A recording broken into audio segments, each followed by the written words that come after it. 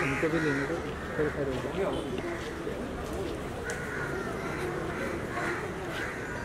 Hello hello sir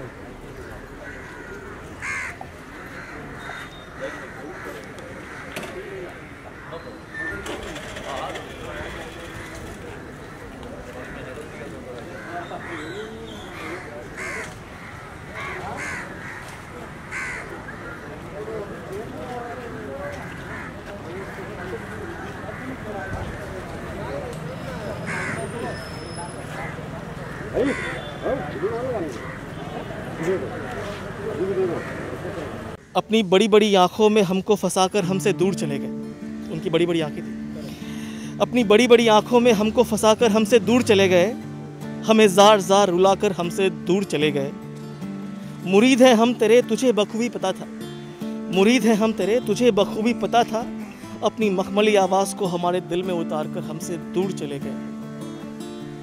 तुमको आखिरी बार भी देख न पाएंगे इस बात का मलाल है, तुमको आखिरी बार भी देख न पाएंगे इस बात का मलाल है, हमें बंद घड़ों में तरपाकर हमसे दूर चले गए, हमें जार जार रुलाकर हमसे दूर चले गए। कहना चाहूँगी जब भी आपने फर्स्ट खबर सुनी कि इरफान सर अब तुम्हारे कुछ नहीं रहे तो सडन जैसे मुझे व्हाट्सएप पे मैंने ग्रुप था उस पर जैसे न्यूज़ फ्लैश, मुझे लगा पहले तो ये फेक है।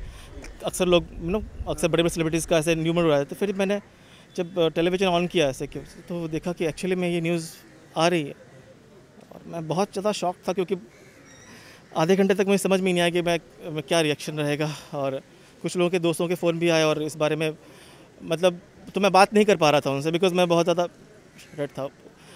बचपन से उनके फ़ैन रहे हैं इरफान खान जी के, और अनुगुण सी रहा था उनका डीडी पे। उस टाइम में हम लोग स्कूल में थे, उस वक्त से उनको देखते आ रहे हैं जब वो अपनी बड़ी बड़ी आँखों से एक्टिंग कर दिया करते थे और उन्हें डायलॉग बोलने की कोई ज़रूरत नहीं थी। वो अपनी आंखों से ही बिल्कुल बिल्कुल वो बहुत ज़्यादा उनका इंटेंस एक्टिंग होता था उस हिसाब से। एंड ग्रेजुअली उनकी जो फिल्में आनी शुरू हुई, हासिल से लेकर आप देखें, फिर आप हैदर देखें या मकबूल देखें, English medium Hindi medium, okay, Piku में बहुत ही नेचुरल तरीके से उन्होंने एक्टिंग करी। तो फिल्म दर फिल्म, चाहे नेशनल फिल्म हो या इंटरनेशनल फिल्म हो, दोनों अंग्रेजी मीडियम भी उनकी मूवी आई थी, वो इसमें बहुत ही बाकमाल उन्होंने एक्टिंग की। लेकिन दुर्भाग्य से वो फिल्म हम नहीं देख सके, क्योंकि वो सिर्फ फ्राइडे को ही आई थी, उसके बाद सैटरडे से वो मॉल्स बंद हो गए थे। वो फिल्म मैं देखूंगा फॉर श्योर। और इस बात का जो उन्होंने एक ऑडियो क्लिप निकाला था उसमें, जिसमें बोलते हैं कि मैं हूँ भी और नहीं भी, ऐसा उन्होंने ऑडियो क्लिप में बोला है। तो मैंने जब देखा तो मुझे बहुत बहुत बुरा लगा, ये बहुत फील हुआ। तो मैंने एक पोएम लिखी इरफान जी के लिए। एक पोएम के थ्रू मैं एक श्रद्धांजलि देना चाहता हूँ कि अपनी बड़ी बड़ी आँखों में हमको फंसाकर हमसे दूर चले गए। उनकी बड़ी बड़ी आँखें थी। अपनी बड़ी बड़ी आँखों में हमको फंसाकर हमसे दूर चले गए, हमें जार जार रुलाकर हमसे दूर चले गए। मुरीद हैं हम तेरे तुझे बखूबी पता था, मुरीद हैं हम तेरे तुझे बखूबी पता था, अपनी मखमली आवाज़ को हमारे दिल में उतार कर हमसे दूर चले गए। तुमको आखिरी बार भी देख न पाएंगे इस बात का मलाल है, तुमको आखिरी बार भी देख न पाएंगे इस बात का मलाल है, हमें बंद घड़ों में तरपाकर हमसे दूर चले गए, हमें जार जार रुलाकर हमसे दूर चले गए।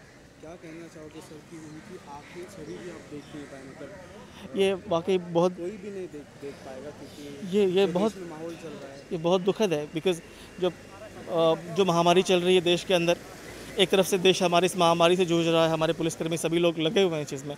हमें सोशल डिस्टेंसिंग का ख्याल भी रखना है, जो आप देख रहे हैं यहाँ पे मेंटेन हो रहा है। ऐसे में एक इतना बड़ा अदाकार, एक कलाकार इस तरीके की मतलब ही डिज़र्व मोर, बट सिचुएशन ऐसी है कि कोई कुछ कर नहीं सकता इसमें। अदरवाइज़ वो चीज़ें बड़ी होती, डेफिनेटली वो बड़ी होती।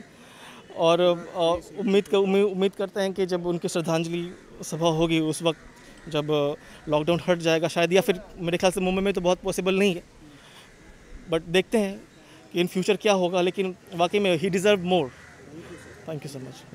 ओके, जब अपने फर्स्ट शॉकिंग न्यूज़ सुनी कि इरफान सर हमारे बीच नहीं रहे तो क्या रिएक्शन? बहुत ही दुखद है उनका इस तरह इतनी जल्दी चले जाना हम सबके बीच से। एक कोई अपना अचानक यूं ही चला गया, और बहुत ही महान कलाकार। बहुत सारी यादें हैं जो रहेंगी हमारे साथ। हम लोग भी उनकी एक मूवी आई थी, अंग्रेजी मूवी, मतलब यादें ताज़ा की सर मूवी देख। अभी तो बहुत कुछ देखने को मिलेगा ऐसी उम्मीद थी। बस उन्हें मिस करेंगे। बस अभी यही कहना चाहता हूँ कि ईश्वर उनकी आत्मा को शांति प्रदान करे, बस यही दुआ करता हूँ। Thank you. बहुत सारी बातें हैं, बहुत सारी यादें हैं, कभी आराम से बात करेंगे। अभी सॉरी, थैंक यू।